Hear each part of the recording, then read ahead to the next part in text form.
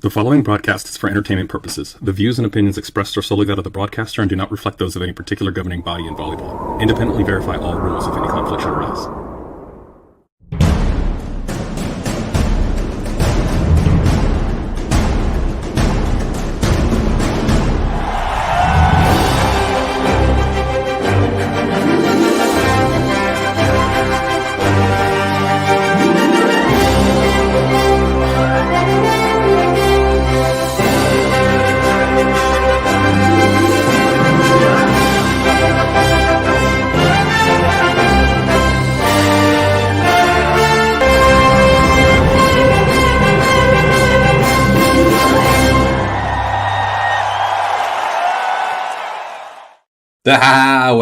Welcome everyone. This is From the Stand. I'm Ref Mike. Welcome. I am your host, and here on From the Stand I talk about volleyball refereeing, or refereeing from a volleyball referee's point of view. Excuse me. Still trying to work out a couple of technical issues, and I got a little echo going on, so I'm going to try to fix that while we're working around here. But before we get started, couple of things that I wanted to mention. I wanted to give a to Joe Garcia of Sports Reels Texas for providing some of the video for our opening bumper, and to Gus Cortez. Gus Cortez shoots photos, and he posts them on his SmugMug account. You can find him at SmugMug, guscortez.smugmug.com, and that's Cortez with a G. Right. And also a shout out to Bridget M and Daniel B for submitting some photos through Facebook, and that came in the opening bumper. But without further ado, welcome to From the Stand. Again, my name is Ref Mike, and in this episode is brought to you by all the people on the Volleyball fans page that voted for this particular episode. We're going to be talking about the Volleyball Voyeur. The Volleyball Voyeur, if I know how to work my tickers here. The Volleyball Voyeur, that's all the people in the stands and all the people looking, including coaches and the players. So in this episode, we're going to be talking about the spectators from the referee's point of view, from the referee that is me and everybody else out there on the stand or on the floor. So thank you for joining me on this live stream. You can post your comments in real time during the live stream, and feel free to talk amongst yourself. And if you didn't make it over to the live stream, then I appreciate you turning into my channel to watch the video. And happy Mother's Day to everyone out there, all you moms out there. So we've all heard the talk from the stands. Everyone has something to say, and volleyball is no different, right? As far as the spectators can be a breed all their own. And that echo is really killing me, and I really apologize for that. And if you hear my children in the background again, remember, we are a family-friendly environment here. So, as I was saying, so that's what I'm going to talk about today. I'm going to talk about the volleyball spectator. And before I do get started, I do have a couple of reminders. Remember that my opinions are my own, and my ultimate goal is to enhance the volleyball experience for everyone. It's not my intention to offend anyone, and if I do, I apologize. I pre-apologize. And now I know what you're saying, that seems a little premature. And well, I say it's better to be pre-prepared. But on to the show. So when I'm here, I'm pulling back the curtain, so you get to see what it's like from a referee's point of view. So we're going to put all the cards out on the table. We're going to spill the tea. We're going to open the can of worms. We're going to throw the firecracker into the room and see what happens. Chances are someone needs to hear this. And if you are not that someone and you're here, maybe you send this link to somebody who does need to hear it. So I would really appreciate you sharing. But I want you to think about something. When you're driving your car during rush hour, remember, you are not in traffic. You are the traffic. Yeah, so let that one sink in. So we're here to talk about the spectator, right? So let's do it. So what is a spectator, right? The dictionary defines a spectator as a person who watches at a show, a game, or other event. That means that everyone is a spectator. That's right. Even the referees would be considered spectators in this particular situation here. So, and we are all here for the same reason, and we're all here for volleyball. That should be everyone's main focus. Everyone's main focus should be the watching volleyball, cheering on your teammates, cheering on your family, not the road rager you ran into on the way over here, or you had to get up at 4 a.m. for an 8-hour drive to make it to a venue that's 16 hours away. Leave the outside world outside. Leave it out there. And not the 3 matches that came in before you that went to 3 sets and now your court is 2 hours behind. You're here for, the spectators are here to watch that particular match that's going on the court, and kids are playing volleyball, and that's really all that matters. The way I grew up and the decade I spent in the military share a common thread. You are a direct reflection of someone else. So that means children are a direct reflection of their parents, parents are a direct reflection of their parents, and coaches are a direct reflection of their players, and so on and so forth. You get the point. So what does that mean? That basically means that as a coach or a player or a parent on the sidelines, you are a direct reflection of the person that you are there representing. So your child, for instance, if you're the one in the stands screaming and hollering and yelling and arguing every single call or something to that effect, it affects not only your player, but it also gets into the mind of other parents and other players and the coaches. So let's focus on some specific types of spectator. The player as a spectator. So these are the players on the bench. And after this, we're going to go over coaches and then the people in the stands. So first, let's talk about the player. When a referee is conducting his or her duties on the stands, very little attention is paid to the players while they're playing, if they're not actively playing. So the big issue is where the players stand.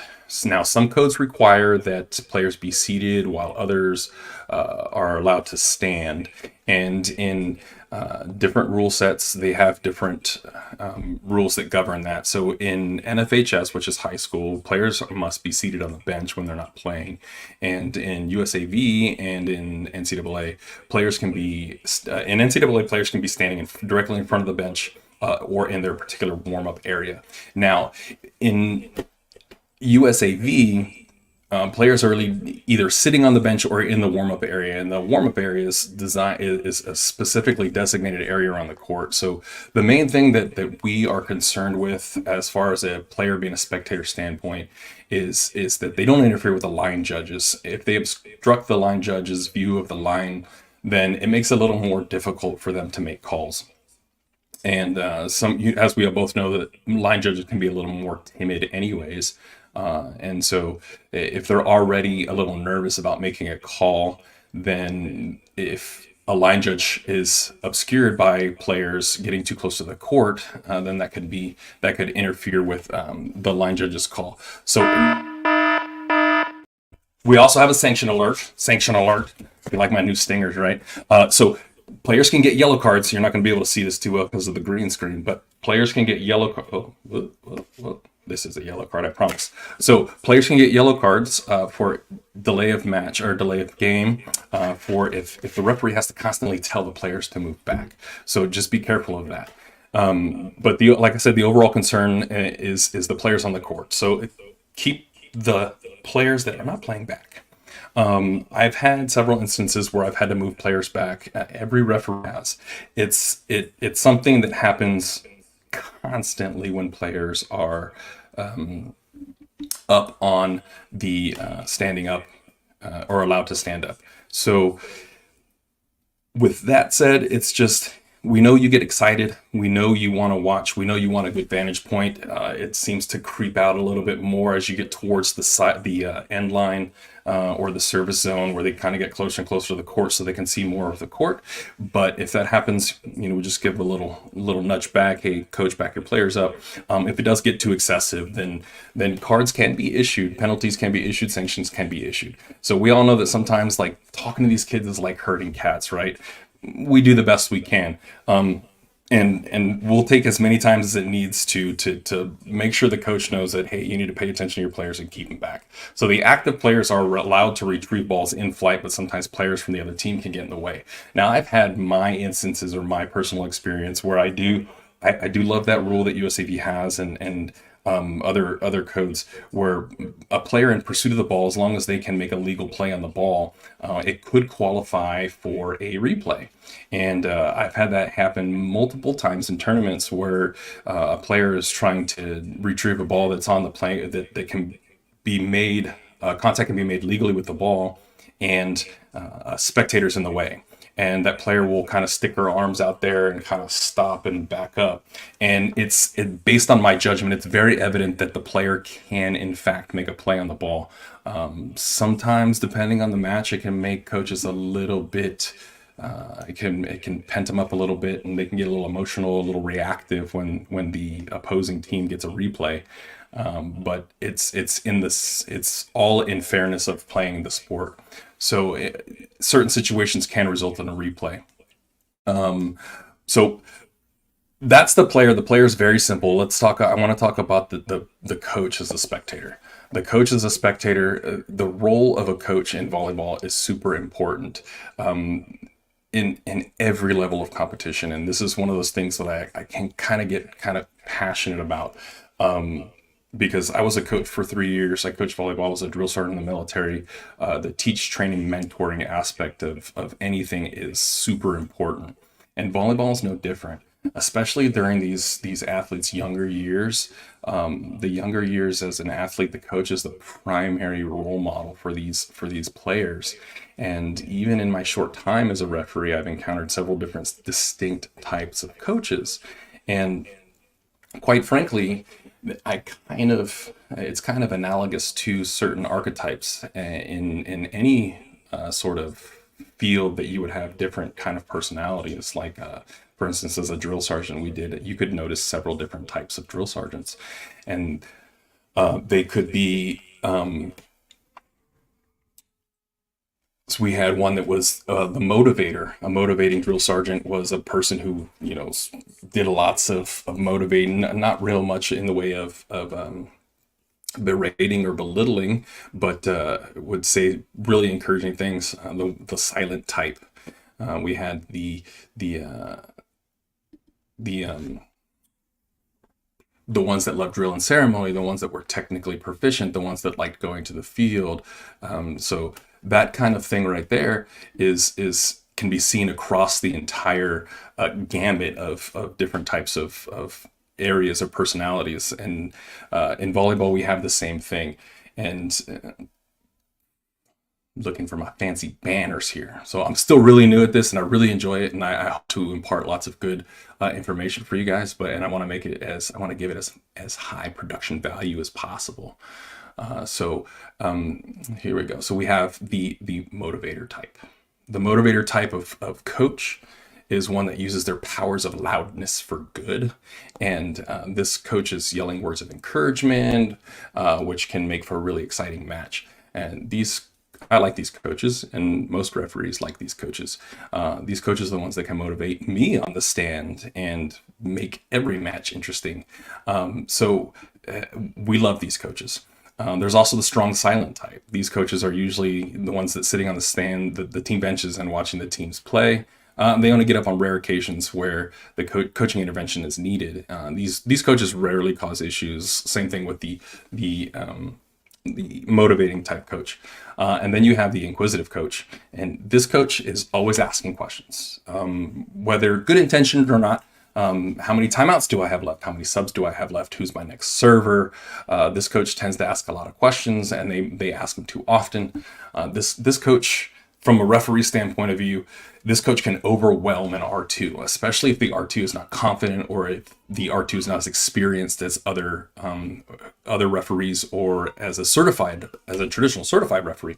And that this can result in low match tempo, confusion for the spectators, frustration for players, frustration for the opposing coaches, and a vast majority of the time, or I don't want to say a vast majority of the time, but sometimes this is how matches can run behind, especially in tournaments.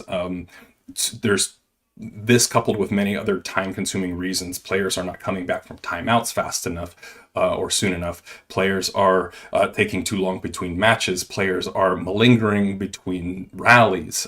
Coaches are holding onto the ball. This is one of the things that coaches do. makes me guffaw all the time. I don't understand why coaches hold on to the ball. Ball comes and they're holding on to it, talking to their players, and they're getting ready to serve. And it's like, come on, coach, this is taking a little bit of time. But as far as the inquisitive coach, asking too many questions or asking about rotations can really gum up the wheels of movement, of progression as far as the match tempo goes. And then we have the hothead. So this is the coach. This is one of the types of coach, or the archetypes here, that really is what spurred this particular episode, and that and the things that the public or the spectators in the stands say. So this coach right here is yelling from first serve to last. And maybe not the whole time, but we all know what that hothead coach is. And emotionally high strung, very excited, if you know what I mean.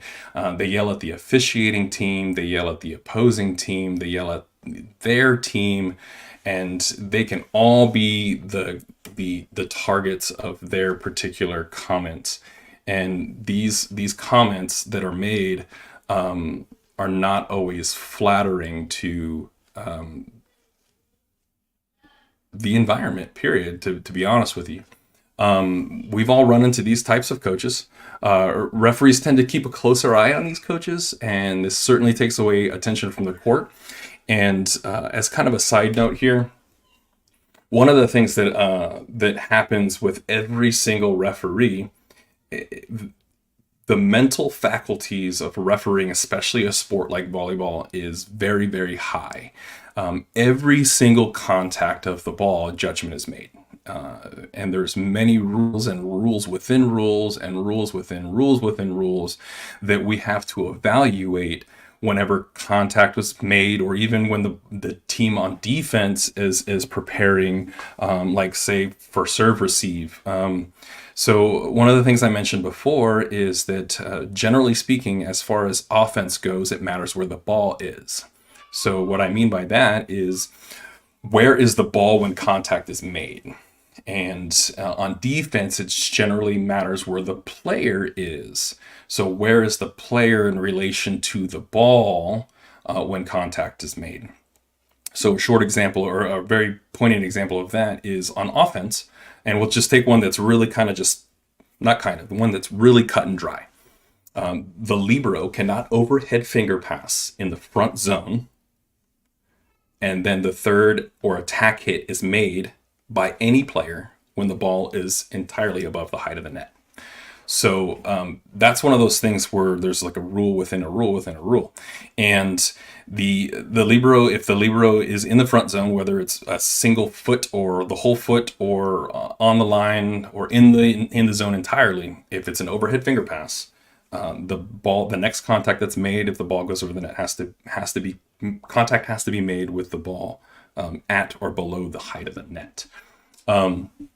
So that's, as I said, that's like three steps that go through our head when one possession, or that's technically that'd be two contacts. So two contacts is made. And there's like 3 or 4 steps that go, 3 or 4 evaluations, judgments, interactions, observations that happen. And when you are officiating a match, let's just say NFHS, you're officiating a match. So you're going 3 out of 5 for a varsity match. And that is very, very easy insofar as mental faculties. But when you're refereeing, officiating a tournament, and the tournament hits, 7, 8 matches in a day, those mental faculties can be really kind of strained. And so we're looking at a lot of things. And if we have to worry, bringing this all back, if we have to worry about a coach that is having a negative impact on the match itself by the things that the coach is saying or doing, that takes mental faculties away from us to be able to monitor, observe, and judge the game in front of us. And that, it all boils down to being doing a disservice to those players that are on the court. And that is like the number one thing for every referee out there. We are there for the players on the court. We want them to play volleyball. So this coach is just a distraction. Let's just put it that way. And at that point, it's not about the players anymore. It becomes about the coach. And that just doesn't make for a very entertaining, fun, and exciting match. A coach should act professionally when engaging with the officiating staff, the work team, the tournament staff, the tournament faculty, and other coaches, regardless of the club or team that they're playing on. Coaches lead by example by demonstrating that sportsmanship and respect for all players, all faculty, all tournament staff involved. They are the constant, reliable presence guiding their team to the best success that they can, regardless of the outcome. We win with grace and we lose with dignity. And all too often, I see coaches have a negative impact, not only on their player, but the entire match around them with their actions and words. And I understand that life happens, right? Things happen. Every referee out there understands that things happen or are happening outside the court, off the court, away from volleyball, and they can interfere or affect how they present themselves when they're on the court. But quite honestly, coaching is tough. Coaching is hard. Like I said, I was a coach for 3 years. And I've been in many situations where you just have to leave that stuff at the door. And now is not the time to take that stuff out on your players or the spectators or the work team or the officiating staff at all. Be that as it may, again, we're running into an area where you have yellow card alert. Red card alert. I'm just saying. So these sanctions are going to affect your team, period.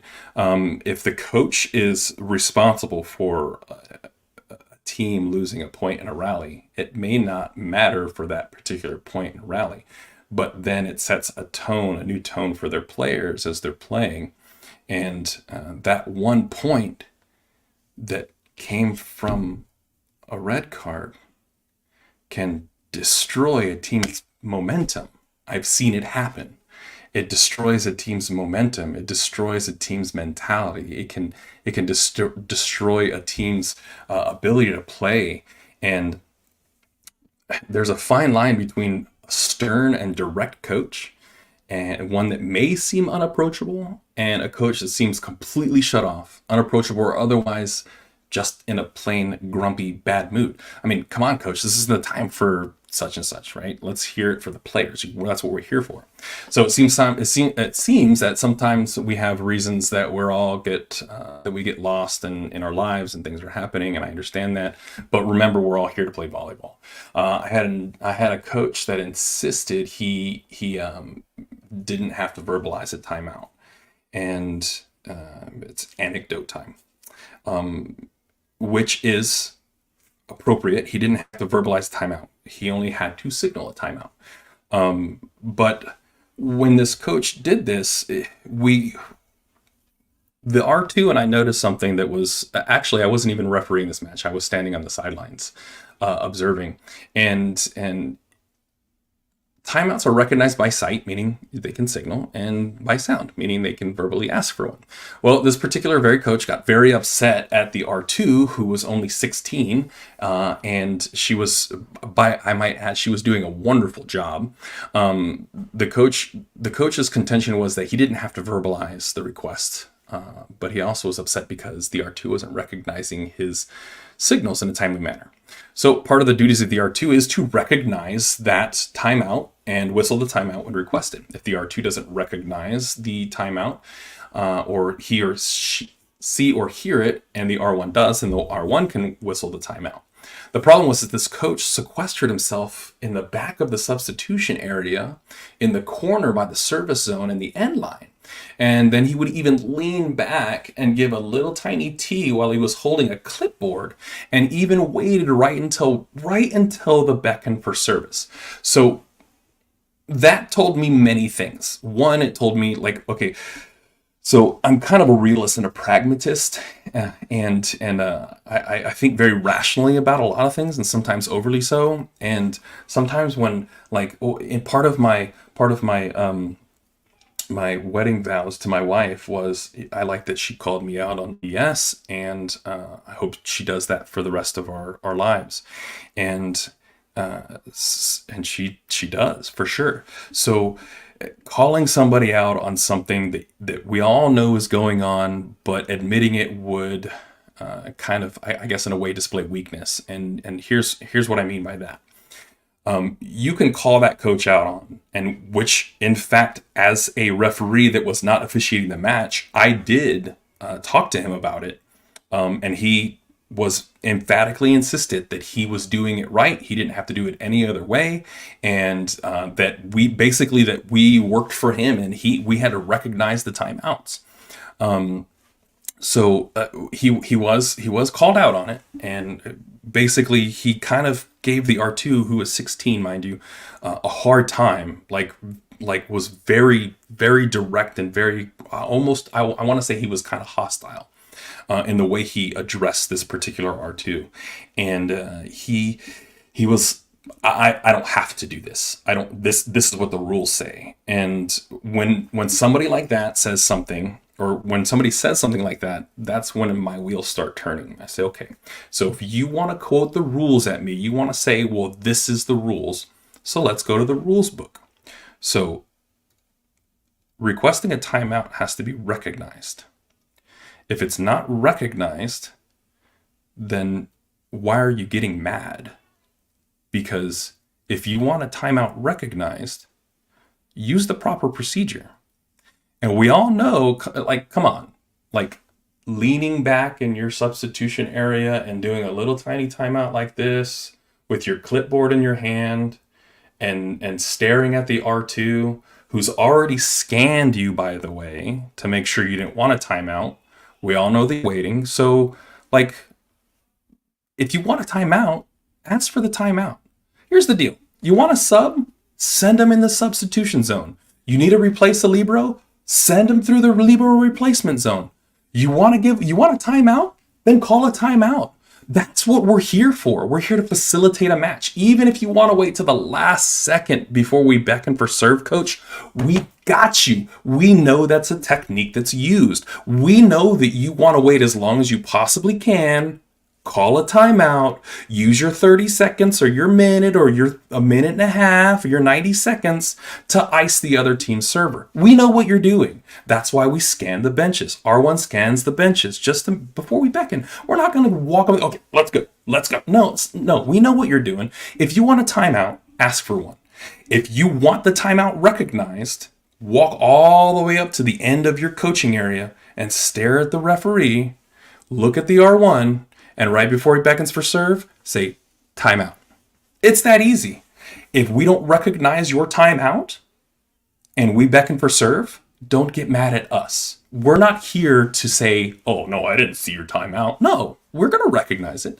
We understand these techniques, and we want to afford what we afford to one, we afford to all. So I will do the same thing for your team that I do for the other team. But the last thing you want to do as a coach is make a referee's job harder by putting them in a position where they would be inclined to deny a request. Justly so, if it's too late. In the judgment of the referee, of course. And we're not trying to disrupt the flow and the tempo of the match. And if the coach is trying to disrupt the flow and the tempo of the match in an unsporting manner, they do qualify or are in danger of getting a sanction. And as a referee, I want them to play volleyball. And that's what everyone is here for. You're going to hear the same thing over and over again. That's going to be my main running theme. For the most part, we as referees don't mind getting heckled. We don't mind getting yelled at. We know it's part of the job. We know that you're going to do it. We know that the players are going to do it at times. We know that the coach is going to do it. We know that the people in the stands are going to do it. And it's basically a rite of passage. In every single code, I have been told in one way or another, whether it's NFHS or USAV or NCAA, hey, people are going to yell at you. You got to have a thick skin. And that's the bottom line. And there was something I read not too long ago, well, actually a while ago, and it was, to paraphrase this person, I read it in a book, and it was, always listen to the players, sometimes listen to the coach, and never listen to the spectator. So I've heard many things, and we're gonna move on to the meat and potatoes of why we're here. I've heard lots of things coming from the stands, some comical, some not so much. The basic, come on, are you blind? Or did you see that? Insinuating that we made a bad call. And you know what? Sometimes we do. Sometimes it happens. And you know why? Because we're human, right? But moreover, it's how we handle ourselves after that bad call. And it's never a referee's intention to knowingly make the same bad call over and over again. That's just not something that we aim or strive to do. Being a referee is a difficult position to be in. And when we miss a call, we tend to keep an eye out for it. The next time we kind of stick it in our back pocket. If the same situation arises again, we'll be sure to make the right call or a better call. But I assure you, no referee is more critical of a referee than the referee themselves. So all the yelling you're doing, we've already yelled at ourselves for it. But I strive personally to call both sides of the ball equally and equitably. That's part of upholding. That's part of upholding that fairness and integrity in the sport. And I would rather take the time to get the call right than to blow through a match with a chance of getting it wrong, because there is a lot riding on some of these calls here. And I want to share another anecdote with you. I had a situation arise in a match where it was the championship match or the gold medal match. I should say the gold medal match for that particular pool, and it was a pretty tight match. I want to say it was the second or maybe even the third set. The score was pretty tight. And in that interest, my philosophy of getting the call right, taking the time to get the call right, as opposed to making a call loosely or too fast and getting it and have a more propensity or chance of getting it wrong. The simple fact of the matter remains. In the line judge briefing, what I tell these line judges is I say, look, make a call. Take a breath, make a call. If you're right or wrong, or it doesn't matter, make a call. If I am not sure, or if it's too tight, I'll call you over and we'll talk about it. And when I do this, I do it in a very specific manner. And I'm not privy to how every referee does it, but the way I do, I'll share with you the way I handle it.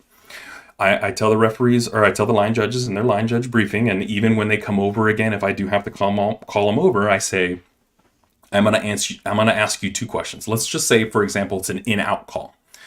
I'm going to ask you two questions. The first question is going to be, is it in or out? Just say in or out. The second question is going to be, are you 100% sure? And that's a yes or no. So when you come over, or the line judge comes over, I say to the young lady, I say, look, I'm going to ask you those same two questions. I want you to hold your flag down to your side. Don't shake your head. Don't move your flag. Don't look back. Don't look at the line. Don't do any of that stuff.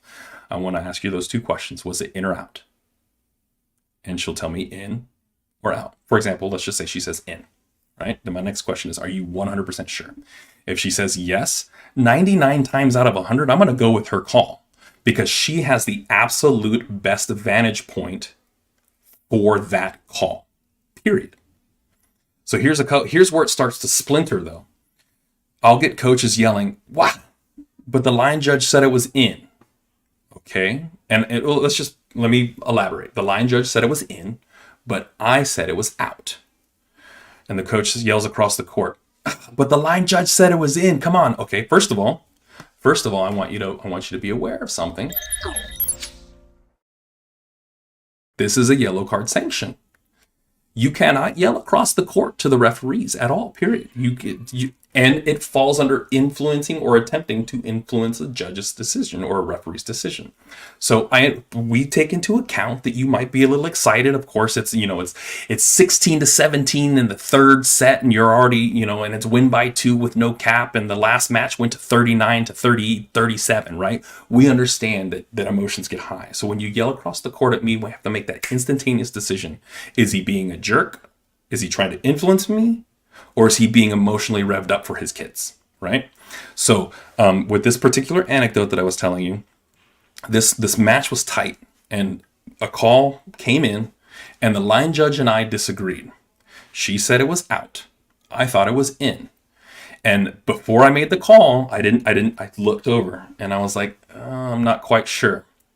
So what I did was I called the line judge over because immediately the coach, as soon as she put her flag down that it was in, I believe she said it was in. When she put her flag down to say it was in, the coach immediately was like, "Oh my gosh, oh, that's so wrong, that's so wrong, that's so wrong," and I didn't do anything. I looked over at the line judge, and I could hear the coach, and I called the line judge over. And immediately the coach started yelling across the court, "Don't try to influence her. Don't try to influence her." And I looked up at the coach, and I was like, I just kind of put my hand up like that. I just kind of put my hand up. It's like, I got it, coach. And I asked her those two questions, period. I'm not trying to influence anybody. I'm not trying to say, "Hey, look, this is in or this is out. I want to get out of here." No, if that happens, that you shouldn't. Here it is. If stuff like that happens on the stand to a line judge, another referee, an R2, a coach, they shouldn't be refereeing, period, right? We're here for the match that's playing. So that coach, given the situation and given the way he spoke across the court, he should have received a yellow card. However, there was only like 4 or 5 points left in the match, and it was a tight one, and I kind of let it slide. But I did go up to him afterwards and say, "Hey, coach, just be mindful of yelling across the court. I don't influence anybody." I asked them the same 2 questions: was it in or out? Are you 100% sure? So, like I said, we're going to win with grace and we're going to lose with dignity. And sanctions can happen all the way up through the last match, all the way through the end of the match. But here's moving on to something a little bit more that has a little bit more weight, a little bit more. That can be a little bit more dangerous, so to speak. Just remember that harassing, and this is like total, like real talk, 100%. We're going to get real close to the microphone like this because this is like serious business. You ready? So harassing, degrading, or insulting comments by anyone that is directed at any other player, spectator, or coach is not tolerated. So most all codes have a zero tolerance policy. Well, all codes have a zero tolerance policy. And this can result in the offender being removed from the venue. All 3 governing bodies account for addressing some type of harassing behavior. NFHS and USAV support a zero tolerance stance when it comes to harassment. And there are formal avenues of addressing this. For instance, HIROS, HIROS is a mechanism that's in place that USAV has for reporting harassing behavior. And as far as reporting behavior, when we take our little class on it, our modules on it to be certified as a referee, the HIROS module is one that's mandatory, and it goes into several different ways of addressing harassment. And it is spectator to spectator, player to spectator, spectator to player, coach to spectator, coach to player, player to coach, referee to spectator, referee to coach, referee to player, and referee to referee. So everything is covered in this harassment. They specifically address referees harassing other people, saying something that is derogatory or mean or hateful, hate speech, creed, religion, nation of origin, anything that attacks those aspects of people's lives is something that is zero tolerance. So that's one of the big things that I've heard more coaches being in danger of than mostly anything else when it comes to being too excited. Have I seen any coaches thrown out? No. I've seen one coach for sure was removed from a particular match, was allowed to come back. And then towards the end of the season of this USAV season, I've seen several spectators be removed from the facility for this type of behavior.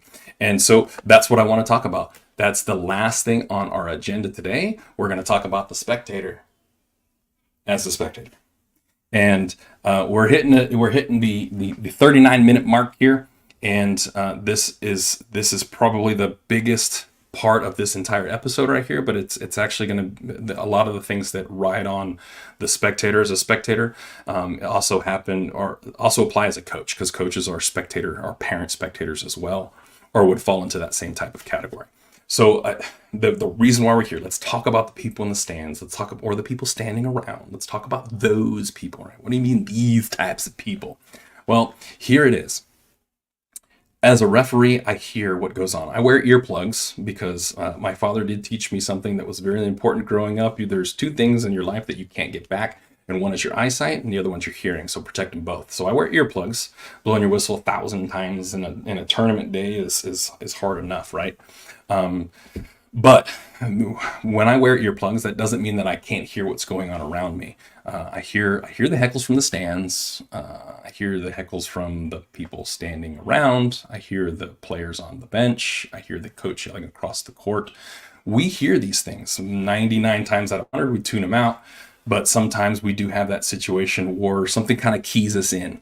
And when that keys us in is when a coach or a spectator says something that kind of garners our attention for a second. We don't worry about a spectator trying to influence a decision. Here's my number one piece of advice for spectators. Read the rules book. And without fail, almost every single referee will say that. Every referee that I've talked to in some form or fashion when we're talking about spectators, it all comes down to kind of the same thing. Referees have to know the rules. Spectators don't. But that doesn't stop spectators from making judgment calls. One of the things that really kind of keys me in is when a spectator will say, "Come on, ref. That was a lift."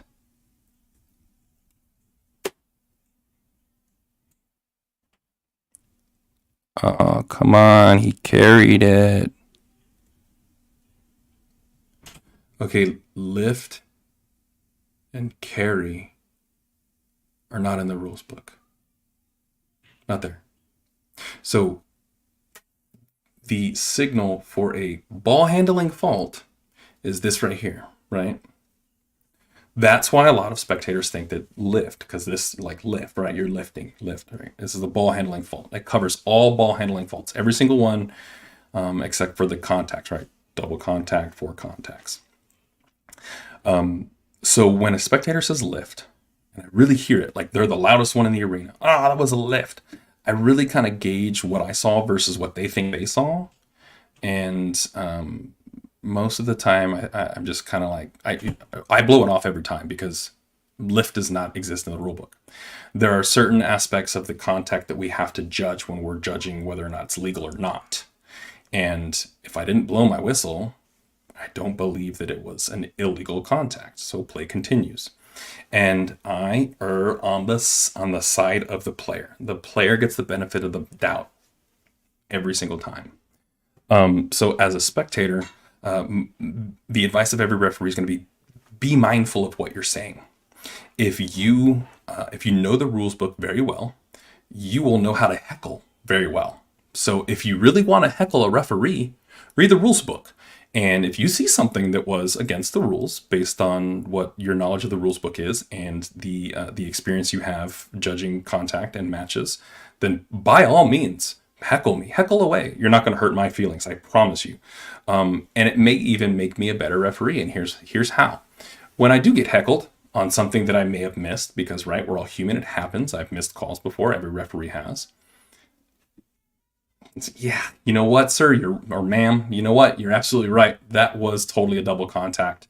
I missed that call as I rewound it in my head. Or yes, you're totally right. That was a catch and throw.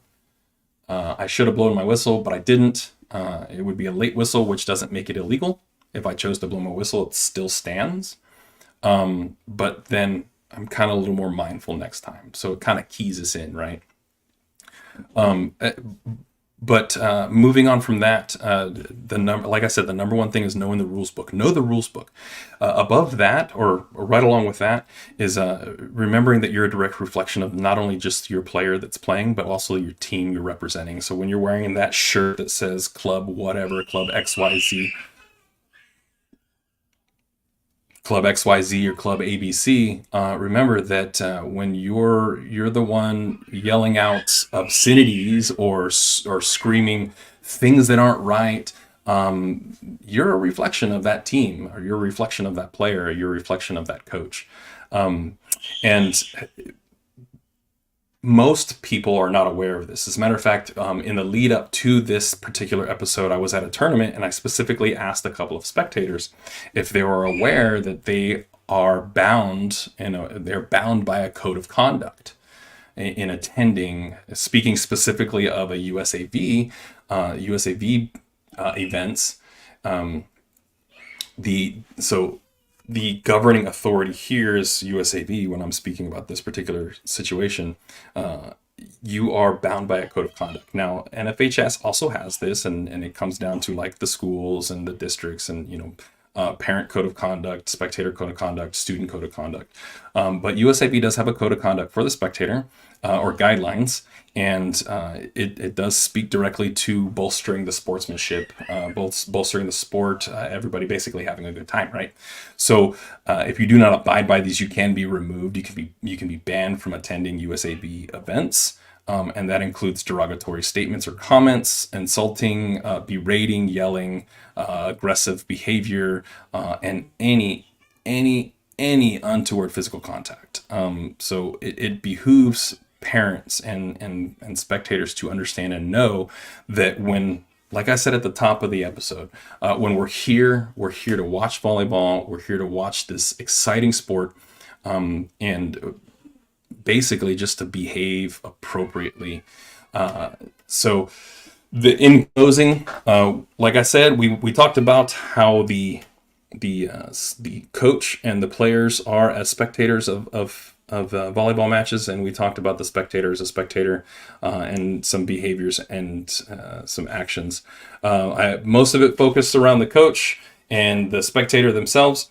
But I thank you for joining me. Again, happy Mother's Day. I want to see you guys all out on the court. I love watching volleyball. I love the sport in general. And I want these players to just continue to play. Thank you for joining me on the live stream. And if you clicked in later on, thank you for joining me. Make sure to hit subscribe. And next up, we're going to have a revisit of rules misconceptions. So thanks for joining me.